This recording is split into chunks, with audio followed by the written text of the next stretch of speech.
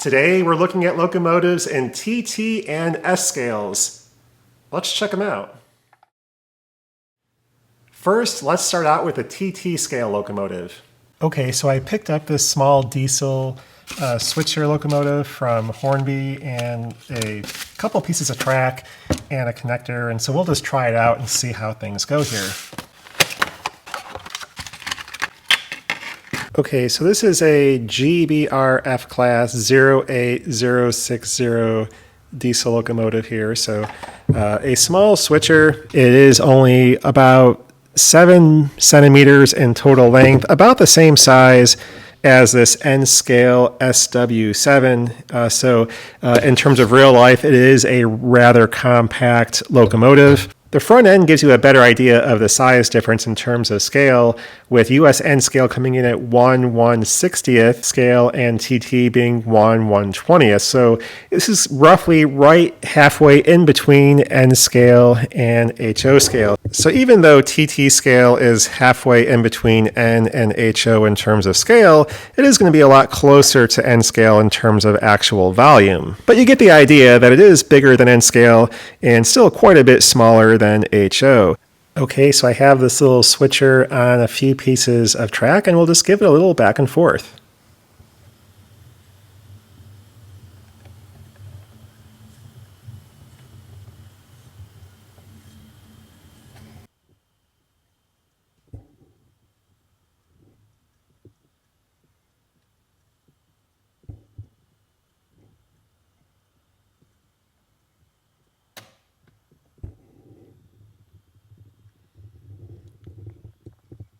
So it does run nice and smooth.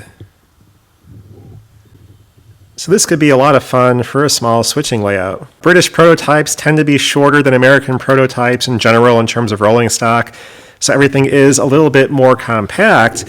But because everything is a little bit bigger in scale, you do still have a little bit larger height and width on your rolling stock, which can make it a little bit easier for doing your switching operations. Okay, now let's check out this American Flyer Line's S Scale Baldwin Switcher. Okay, so this is how the locomotive comes packaged. You do get this really nice box here in the American Flyer logos and everything. So really nice. Again, it does show that it is equipped with Bluetooth, so you can use the Lionel Chief app on your phone, or you can use the included controller. So you get your manual here. And oops, everything included. So your locomotive and your controller. And of course, a nice tasty package of silica gel. So this is a nice locomotive. It's not super detailed. If this was an O-gauge locomotive, it'd be more in that Lionel Chief line, I think. It's, it doesn't have the level of detail that you would have in a higher end locomotive, but it is not that expensive. I want to say I paid around $250 for this locomotive, so it's not a high-end locomotive by any means, and so you don't have the level of detail that you have on the higher-end versions, but it's still very nice, and it is very sturdy.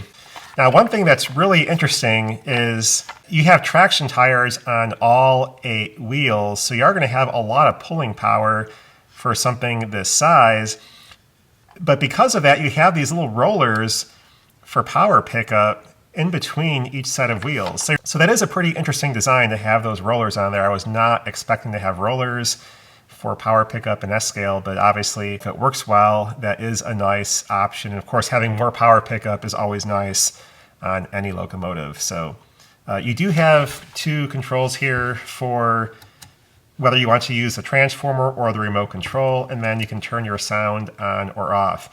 And I'll show this here in a minute when we operate it on a loop of track, but if you have the sound off, you can still use the horn and bell functions on your remote or your Lion Chief app, or use the crew talk, that kind of thing, even if the engine sound is off. So just kind of turn this around here for you a bit. And this is the standard remote you get with any kind of Lionel product. And you have your bell, your horn, your coupler operations, and your crew talk, and your reverse and forward speeds, and of course your on and off switch on the side. And so let's go ahead, get this on a loop of S Scale track and try it out and see how it runs.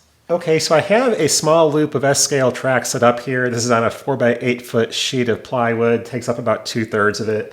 So a small loop of track. I'm not sure what the radius is of these curves. It looks like it's probably, 20 inches or something like that. To power this track, I'm just using a standard, wall adapter that outputs 16 volts AC at 1 amp. So that's enough to run this train on this loop of track. And I'll be controlling everything with the remote controller, and so I have that set on the bottom here to use the remote control instead of a transformer. Okay.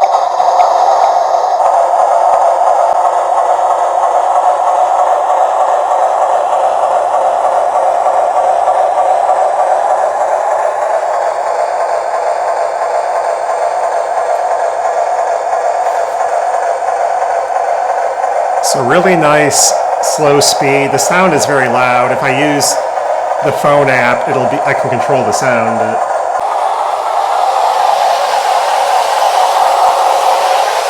That's max speed.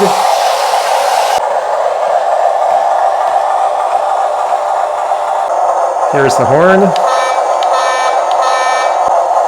the bell,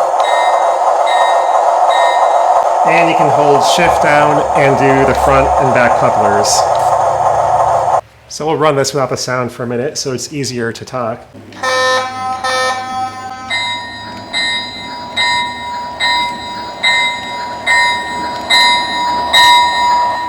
So if you do want to use the bell and the horn, you can still do that even without the regular engine sound being on. But yeah, definitely if you are looking at S Scale, this is a really nice option to consider. So anyway, these are pretty nice locomotives. I really like both of them. The American Flyer one is really nice. S Scale, I think, is a really nice scale. It's just, there's not a lot available in S Scale relative to, HO, O, or N scales. And so you are limited, certainly, in what you can buy in terms of locomotives and rolling stock and things like that. But it's a really nice scale in that it gives you more heft and size than HO scale. Where everything's just a little bit bigger, the sound's better, that kind of thing. S scale is a nice option if you don't really have the space for something as large as O scale. And likewise, TT is a nice scale because it doesn't take up much more space than N scale, but it is bigger than N scale. So again, you have that advantage of, a little bit more heft, everything's a little bit bigger, has a little bit more mass to it, a little bit easier for switching operations potentially, that kind of thing. You can get a little bit bigger speaker in here if you get a sound equipped version. So there are definitely a lot of advantages to TT just because, again, it's a little bit bigger in size. Of course, every scale has a compromise, and there's a lot of scales out there now where you can buy equipment that runs really reliably. So anyway, these are two more scales to check out if you are trying to find that perfect compromise between the space that you have available and what you're trying to accomplish in that space with the largest possible scale that you can use. Anyway, that's all for now, and thanks for watching. Bye.